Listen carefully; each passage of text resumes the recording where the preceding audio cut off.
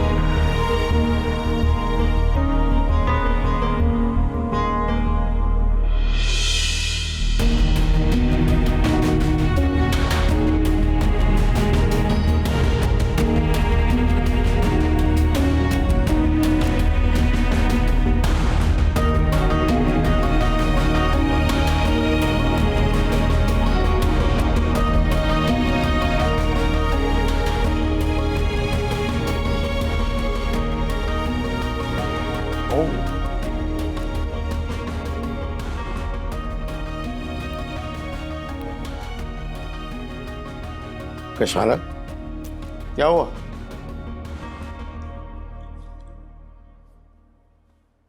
कुछ नहीं हुआ।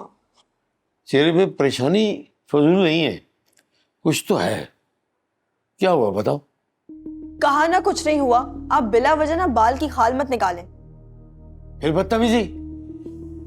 100 बार मैंने तुम्हें कहा है तमीज से बात किया करो। अजाब बन गई है मेरी जिंदगी। पहले मसाइल कम थे, जो अब ये सब भी होना है। जब भी तो पूछ रहा हूँ क्या हुआ है। वो बाजार वाला आदमी, क्या हुआ? वो गली में खड़ा है। गली में? हाँ, अभी जब मैं छत पे गई थी तो मैंने उसको देखा कि वो हमारे घर के सामने खड़ा है। ये क्या उसने हरकत की? मैं अभी देखता हूँ उसको जाकर। रुके, मैं भी चलती हूँ और चौकीदार की भी खबर लेते हैं। उसे होश नहीं है कि कौन कौन हमारी गली में घूम रहा है? नहीं, तुम यहीं रुको, मैं जाके देखता हूँ उसे।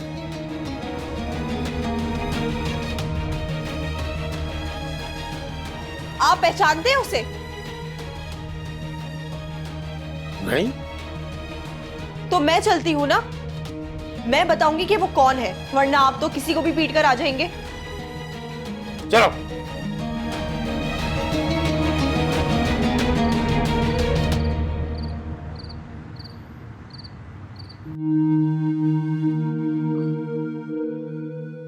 पहली बार कोई लड़की अटकी है यार। तो शादी कर लो। बात तो हो जाए पहले। क्या नादिर भाई, अभी तक बात नहीं की? यार हिम्मत नहीं हो रही यार। ले भाई, यहाँ तो पक्के इश्क वाला माहौल लग रहा है।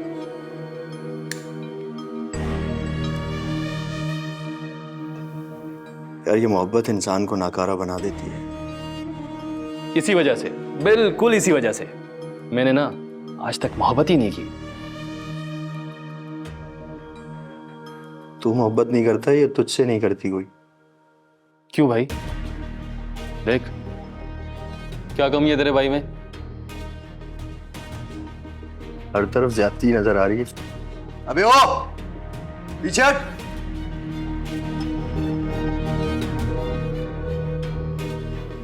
माँ बाप भी पैदा करके छोड़ देते हैं।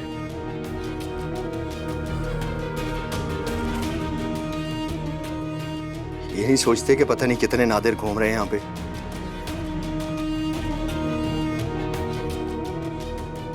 क्या नादिर भाई, एक बात बोलूं? दो बोल मेरी जान। आप ये छोड़ क्यों नहीं देते गुनाह करती? अबे तो क्या करूं छोड़ के? जहाज उड़ाऊं या वजीर आजम लग जाऊं कहीं? नहीं, इनके अलावा भी हो हजारों काम है करने को। अबे तो इस काम में क्या बुराई है? लोगों की मदद ही तो करता हूं मैं। कीमत और तरीका अलग है बस। हाँ, तभी आए दिन जेल चले जाते हैं। अबे तो मैका है अपना, लोगों के लिए ससुराल होगा। मैं तो पैदा ही जेल में हुआ था। नादिर भाई, ये बात तो मुझे अभी तक समझ नहीं आई। देख बेटा, ये जो शरीफ लोग होते हैं ना, ये दूसरों की शराफत का नाजायज फायदा उठाते हैं। बेरहम होते हैं, बेरहम। इन्होंने सारी दुनिया के गुनाह दूसरों के सर पे लादने का ठेका लिया होता है। मेरी मां के साथ भी एक शरीफ आदमी ने शराफत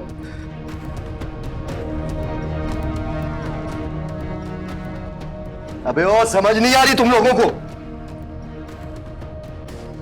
क्या हो गए? हाँ, इंसान के बच्चे नहीं बनोगे क्या है?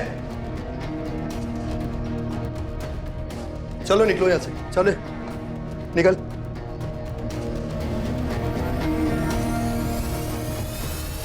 जाओ यार, तुम लोग भी जाओ यार।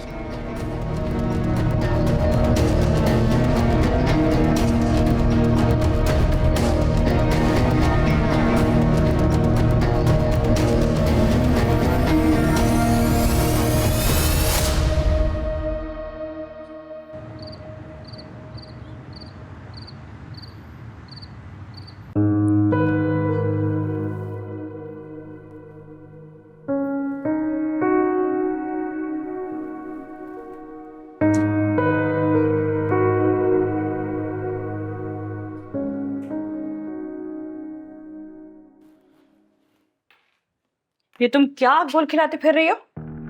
जी? ओहो, तुम तो अपने आशिक के ख्यालों में गुम थी।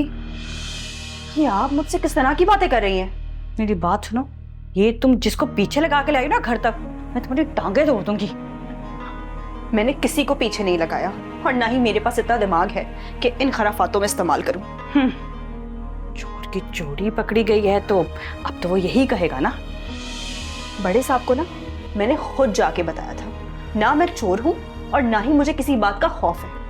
एक बात कान खोलकर सुन लो, अगर हमारे घर की इज्जत से खेलने की कोशिश की ना तो मुझसे बुरा कोई नहीं होगा। आप जितनी बुरी है ना, आपसे बुरा कोई हो भी नहीं सकता। गजब खुदा का, कितनी तेज तरार हो तुम। एक तो पता नहीं किसको पीछे लगा के घर तक लेकर आ गई और अब हमारी आंखों में धूल झोंकने की कोशिश कर रही हो तुम।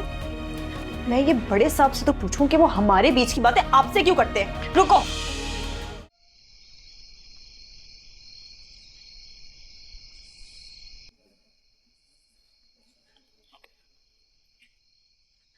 लो भाई, मजा आ जाएगा तुमको। नेमत, जो मैं नहीं निकालूंगा मैं। कभी कभी लगता है हम दोनों ज़हनी मरीज हो गए। हाँ, तू पागल है, ये बात तो मैं शादी से पहले जानता हूँ। हाँ, मैं ही पागल।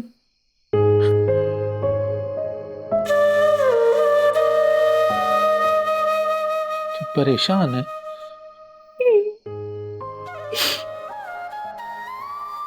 तुझे ऐसा क्यों लगता है कि हम दोनों ज़हनी मरीज हो गए हैं? हमारे पास कशु के बारे में बात करने और उसे ढूंढने के अलावा कोई बात ही नहीं बची। हमारा दुख हमारी जिंदगी से बड़ा हो गया।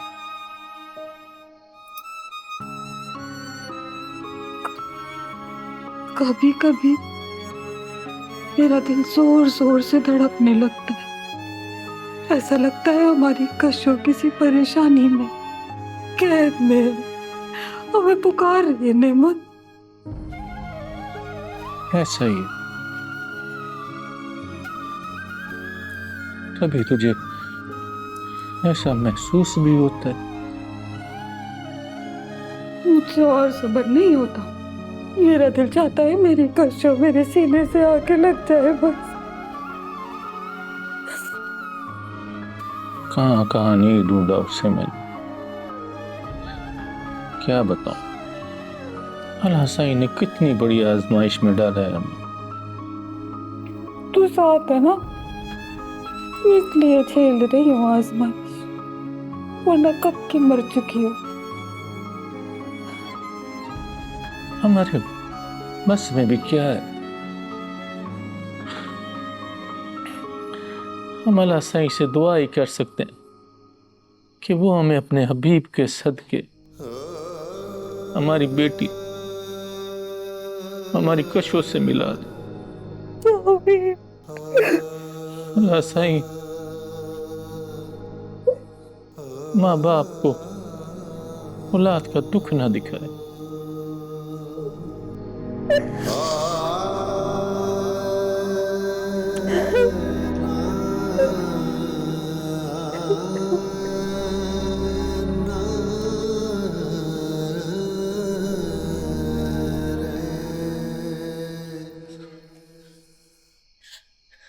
ये आप मेरे और आपके दरमियान की बातें हर किसी से क्यों कर रहे हैं? तुम हमारे खानदान की इज्जत मट्टी में मिला दो और हम तुम्हें कुछ कहें भी ना। मैंने आपसे क्या कहा था? भाई साहब, मैं तो हैरान हूं कि आप ये सब कुछ सुन कैसे रहे हैं। आज तक मैंने आपको अपने बारे में हर एक बात सच बताई है और आप मेरे बारे में इस तरह की बातें कर रहे हैं। क्या मतलब? किस तरह की बातें? भाई साहब ने मुझे वही सब कुछ बताया जो गुल तुम खिलाती फिर रही हो।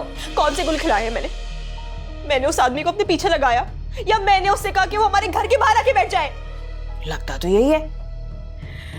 जवान हो, खूबसूरत हो, बहक सकता है बंदा, और किसी को अपनी तरफ राग़िब करना कौन सा मुश्किल काम है। बस कर दे रईसा बेगम, बस कर दे।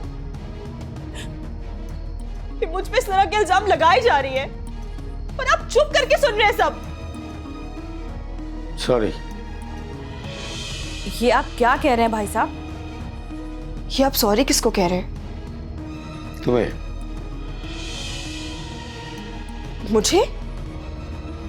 जी, दरअसल मेरी गलती है। रईसा खातून को मैंने ही बताया था। भाई साहब, इस 2 टके की मुलाजमत से आप माफी मांग रहे हैं?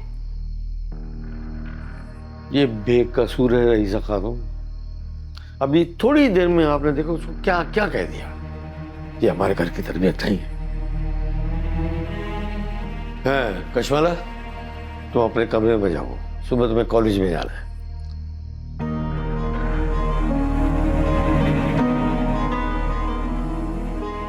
भाई साहब, मैं तो समझ रही थी कि आप इसे सजा देंगे, और इसे सजा देने की बजाय आप इसे कॉलेज भेज रहे हैं। नहीं नहीं, मुझे पूरा यकीन है कि कशवाला इधर उधर कुछ भी नहीं करेगा। हद है भाई साहब।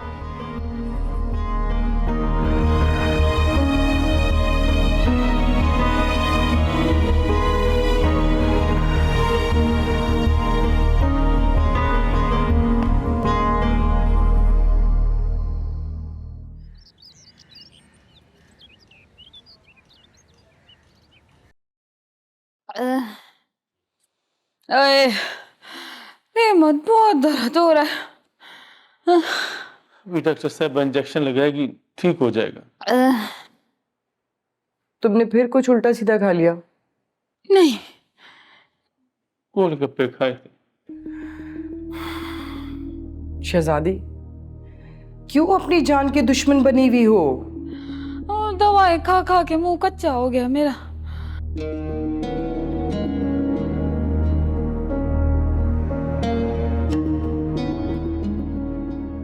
तो फिर किसने कहा था बाहर से मंगा के खाने को? घर में भी बना सकती थी। ये कहते हैं जितना गलीस उतना लजीज। शिकायत लगा तुम मेरी।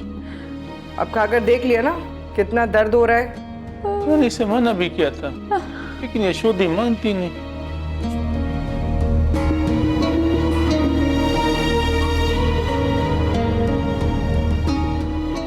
तो तुमने इसे लाके क्यों दिया? काम ही ला कर आया। वो इसने मना किया था तो कामी से मंगाए थे। आए नेमत बहुत दर्द हो रहा है मेरे पेट में। आए। शहजादी, मेरी एक बात कान खोलकर सुन लो। अब इसके बाद मैं तुम्हें दोबारा नहीं बताऊंगी। जी बाजी। तुम्हारी आंतों में जख्म है। ये सारे खाने तुम्हारे लिए जहर हैं। अगर तुम जिंदा रहना चाहती हो ना, तो इन तमाम चीजों को अपनी जिंदगी से निकालना होगा। ये बात पहले तो किसी ने नहीं बताई। मैंने मना किया था डॉक्टर साहब को तुम्हें बताने को। इसलिए डॉक्टर अब मरीज को पहले ही बता देते हैं कि उसको क्या मर्ज है। झेलना तो मरीज नहीं होता है ना, घर वालों ने तो नहीं। इसीलिए मरीज को पता होना चाहिए उसके लिए क्या अच्छा है और क्या नुकसानदेह। अब समझ में आया मैं तेरी बात क्यों नहीं मानता था, इसलिए नहीं लाता था मैं ये सारी चीजें।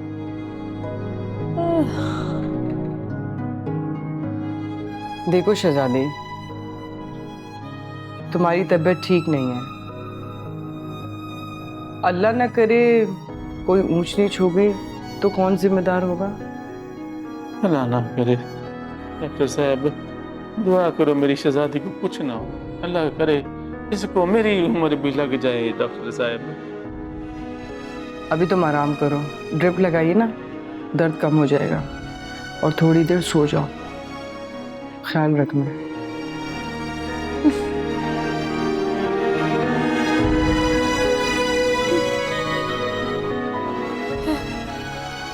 आराम कर ले। नेमत बहुत दर्द हो रहा है। आराम कर ले।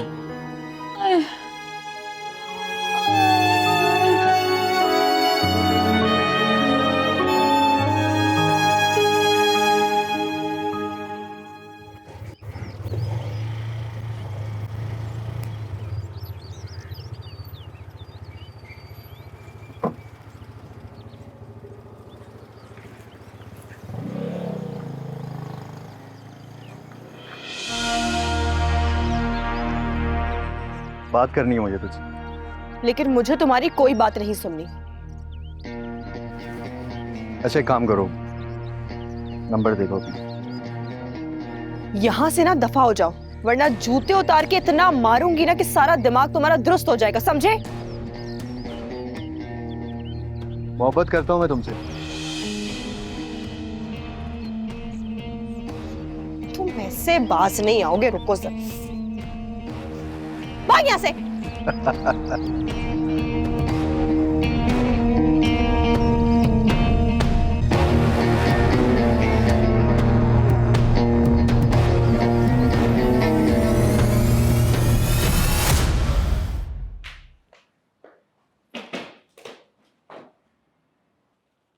तो गुस्से में क्यों आज?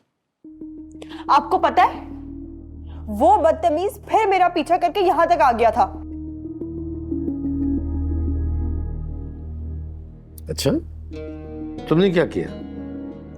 मैंने उसे जूता दिखाया और वो भाग गया। और आप मुझे जरा ये बताएं कि हमारा चौकीदार कहाँ होता है? उसको ना सिर्फ इसके अलावा किसी बात की फिक्र नहीं है कि बिल्ली ने कितने बच्चे दिए, उसने कितने छींचड़े खाए। सारा सारा दिन गायब रहता है वो। कशमाला, क्या ख्याल है, पुलिस में कंप्लेन कर दी जाए?